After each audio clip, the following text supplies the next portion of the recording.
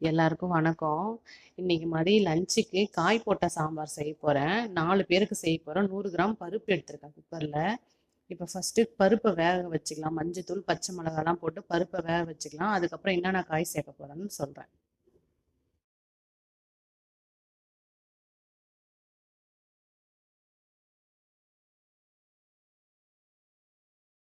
நான் உருளைக்கிழங்கு இதிலே சேர்த்து வேக வச்சுக்க போறேங்க. நான் மதியம் உருளைக்கிழங்கு தான் வறுக்க போறேன் தொட்டுக்க.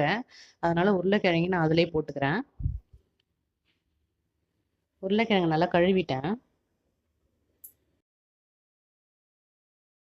உருளைக்கிழங்கு போட்டதுனால இன்னும் கொஞ்சம் எக்ஸ்ட்ராவா தண்ணி ஊற்றிக்கிறேன். இப்போ அடுப்பு பற்ற வச்சுக்கலாம்.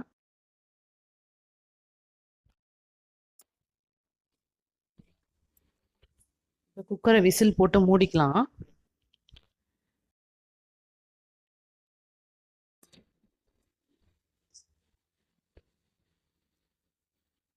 இப்போ இது ஒரு 5 விசில் வரணும் ஃப்ரெண்ட்ஸ்.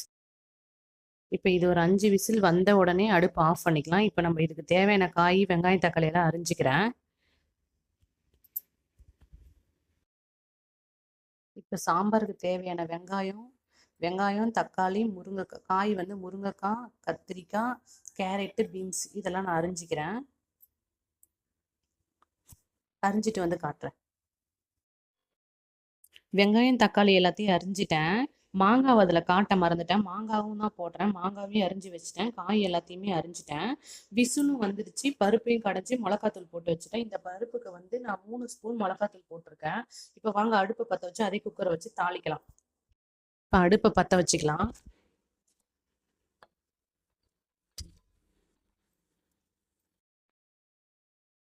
இப்போ குக்கர் காஞ்ச உடனே எண்ணெய் ஊற்றிக்கலாம். 2 ஸ்பூன் எண்ணெய் ஊற்றிக்கிறேன். குக்கர் காஞ்சிட்டு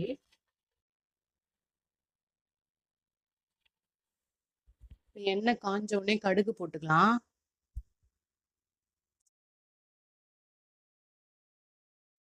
கடுகு பொரிஞ்சிருச்சு. நம்ம வெங்காயத்தையும் கருவேப்பிலையும் போட்டுக்கலாம்.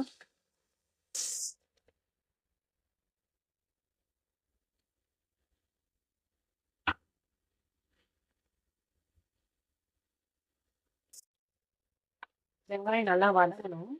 நல்லா வதக்கிக்கலாம் வெங்காயத்தை.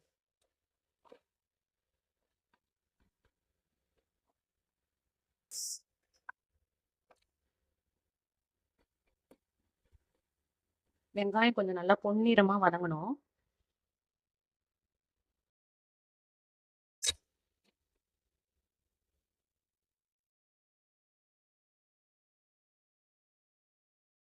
வெங்காயம் இந்த அளவுக்கு வதங்கணும்னே இப்ப நம்ம தக்காளி போட்டுக்கலாம்.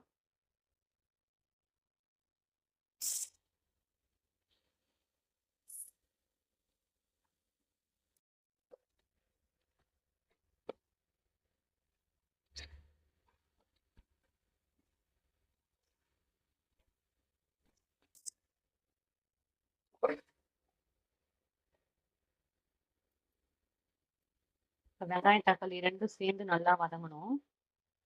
வதங்கினதுக்கு அப்புறம் நம்ம அரிஞ்சு வச்சிருக்க காயை கொட்டி வதக்கலாம்.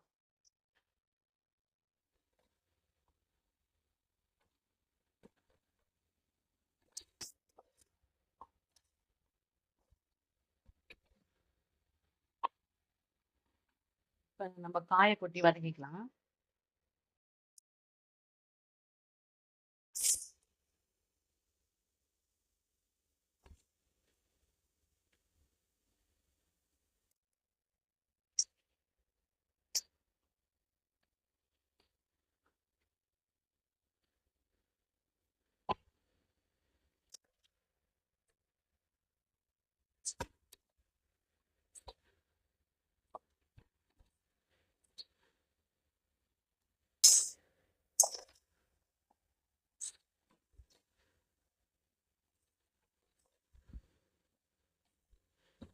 காய் ஒரு 5 நிமிஷம் நல்லா வதங்கட்டும்.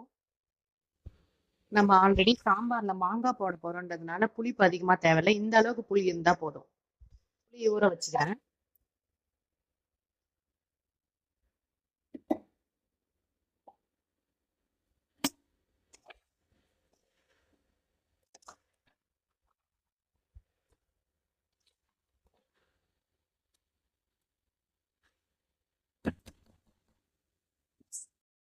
நம்ம பயிறு, மொளகாத்தூள் எல்லாம் போட்டு மிக்ஸ் பண்ணி வச்சிருந்தோம்ல, அந்த பயிறு தண்ணி எடுத்து இப்ப ஊத்திக்கலாம்.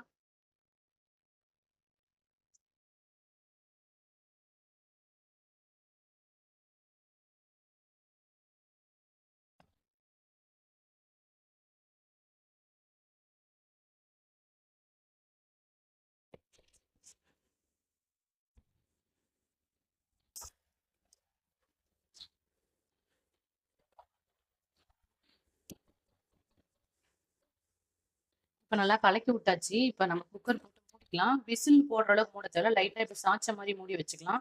இது ஒரு 2 கொதி வந்ததுக்கு அப்புறம், காய் வெந்ததுக்கு அப்புறம் நம்ம புளி கரைச்சு ஊத்திட்டு, மாங்காவ போட்டு கொதிச்ச உடனே இறக்கிடலாம். இப்ப நம்ம கொதிச்ச உடனே பார்க்கலாம். இப்ப பாத்தீங்கன்னா நல்லா கொதிக்க ஆரம்பிச்சிருச்சு. இது நல்லா கொதிக்கணும். இது நல்லா இன்னும் 2 கொதி வந்ததுக்கு அப்புறம் நம்ம மாங்காய் போட்டுக்கலாம். அதுக்கப்புறம் கடைசியா புளி ஊத்தி ஒரு கொதி வந்த உடனே இறக்கிடலாம்.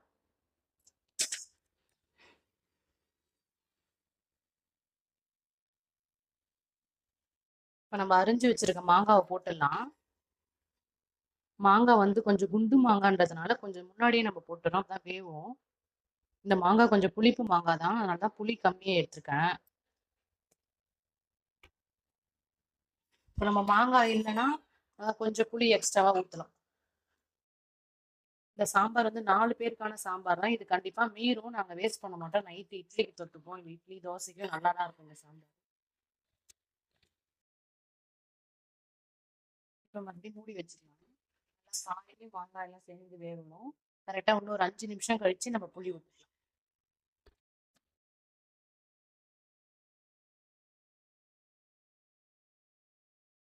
இப்போ மாங்காய் நம்ம சாம்பார் கொதிச்சுட்டான்னு பார்த்துட்டு நம்ம புளி கரைச்சி ஊற்றிக்கலாம்.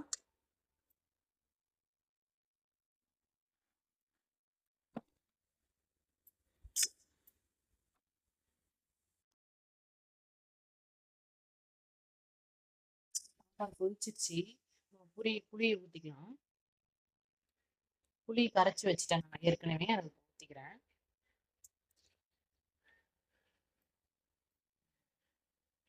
இன்னும் ஒரு 5 நிமிஷத்துல சாம்பார் வந்து ரெடி ஆயிடும். இன்னும் 2 கொதி கொதிக்கணும். உப்புலாம் கரெக்டா இருக்கான்னு பாருங்க.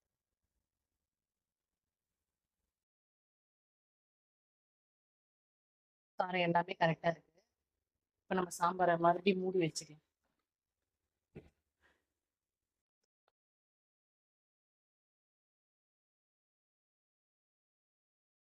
இப்ப சாம்பார் கொதிச்சிருச்சு. காய் நல்லா வெந்துருச்சு. இப்ப நம்ம கொத்தமல்லி தூவி இறக்கிக்கலாம். சாம்பார் ரெடி ஆயிடுச்சு. நல்லா வாசனையா இருக்கு சாம்பார். நீங்களும் ட்ரை பண்ணி பாருங்க. சிம்பிளான சாம்பார் தான்.